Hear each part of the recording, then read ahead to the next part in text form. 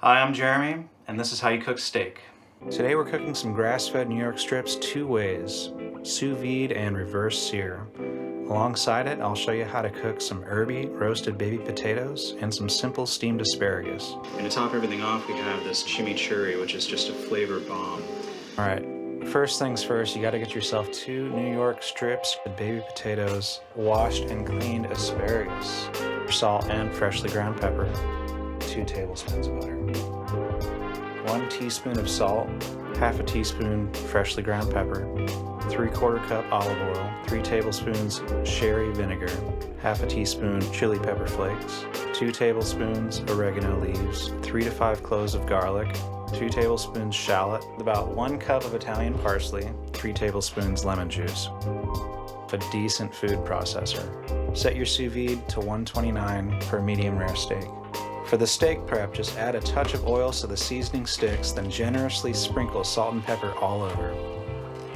Roll it around on your surface when you're done to kind of get every single little nook and cranny all seasoned up and ready to go. Yeah, give that steak a little slap. The sous vide steak goes into a gallon Ziploc bag along with some fresh thyme on both sides. The thyme gives it a nice steaky kind of taste. It's very traditional to use thyme on steak. So we're gonna roll it up tight and make sure there's no air in it, then seal. Put it in your warm sous vide water. Make sure it's set to 129 for a medium rare steak. Cooks for about 1 to 2 hours. For the reverse sear, set your oven to 250. This right here is an oven-safe probe thermometer. We want to set it to about 120 degrees and then get it into the middle of the steak.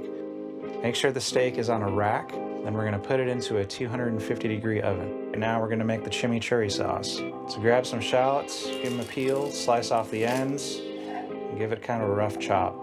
I like to slice it long ways and then turn it sideways and cut the rest of the way down. It's all going to go to a food processor anyway, so just rough chop everything. For the garlic, just smash them and peel them, and then get the little woody bits off the end. Stick it into your bowl. Now for the parsley, just kind of hold it to the side like that, and you can kind of shave off some of the leaves. Today my knife wasn't really that sharp, so I just kind of tore it off and started shredding it in pieces with my hands. All right, we're gonna make a traditional Gaucho style chimichurri sauce. Gaucho means cowboy in Argentinian Spanish. So add in all your dry ingredients, your oregano, your crushed red pepper, your salt and pepper, and then add in your vinegar, and then squeeze in your entire whole lemon. Lemon squeezer would definitely be preferable right here, but if you don't have one, just press it through your hands so the seeds don't go in your sauce. Process everything that's not olive oil a little bit first, and then slowly drizzle in the olive oil. This emulsifies everything together and makes it a cohesive sauce. Let it go for a bit, turn it off, and then get a spatula and scrape down the sides. You might have to repeat this a few times. And test for seasoning. See if you need to add a little more salt, pepper, anything like that. And I think this is money.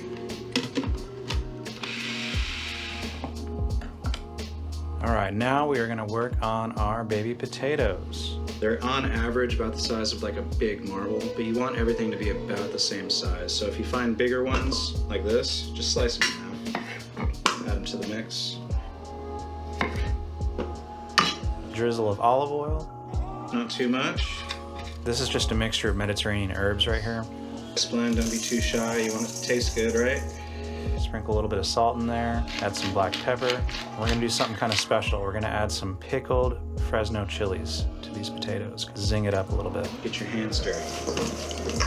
Sauce. Put everything onto a sheet pan with a little bit of parchment paper lined. Make sure everything is spread out evenly so it actually roasts and doesn't steam.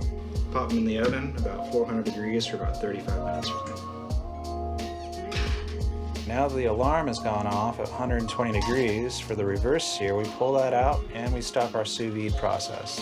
Get your pan completely ripping hot to where it starts to smoke just like this. Get the sous vide steak on a paper towel, pull the thyme off, and pat it dry so it sears properly. Both of these steaks are going to go into the same skillet, so get them all prepped up and ready to go at the same exact time. We're going to add a little bit of neutral oil to it. You guys ready to put some steak in here? It's going to get smoky. Alright, this long skinny one is the sous vide one. Put it down away from you. Don't burn yourself. This right here is the reverse seared one. Get those going for about 1 minute or so. Get your butter cut. Now we are going to flip. So turn it away from you. So when you do set it down, it doesn't splash on you, okay? Just like that. And add your pads of butter. Get that pooling to one side, tipping the pan, and then get a nice big spoon and start basting over your steaks.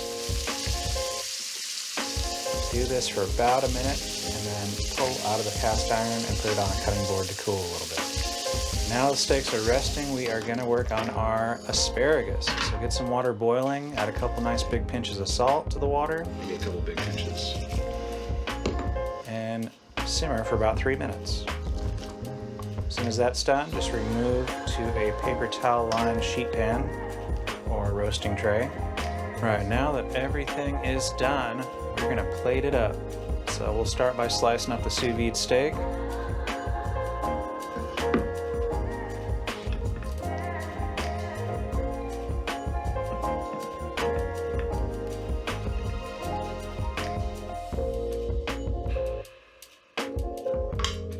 Right up over the top of that. Voila. Does that look good or what? It'll continue to cook on its own, unlike sous vide, which just stays the same temp. So I probably should have pulled it out around 115 or so, but it still looks great.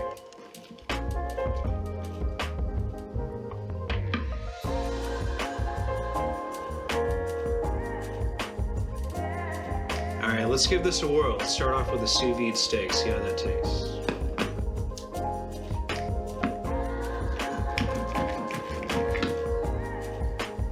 Super tender, looks perfect. It is perfect. Let's try the reverse here. See if there's anything different really.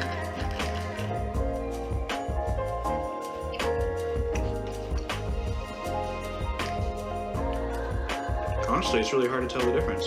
It's super tender. The chimichurri on the steak is stellar. I think they're both great. So there you have it, sous vide and reverse seared. See you on the next one.